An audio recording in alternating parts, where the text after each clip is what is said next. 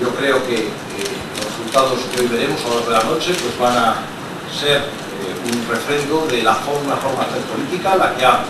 protagonizado el Partido Popular, y un reproche generalizado a otra forma de hacer política la que ha hecho el Partido Socialista. Quiero en este momento también recordar que ha sido una campaña que lamentablemente se ha visto de nuevo, digo de nuevo porque había sido una realidad que había tenido que desaparecer, se ha visto de nuevo salpicada por numerosos incidentes violentos y por actitudes de intransigencia que han tratado de hacer más difícil la libertad política a los partidos democráticos, sobre todo en el País Vasco y Navarra.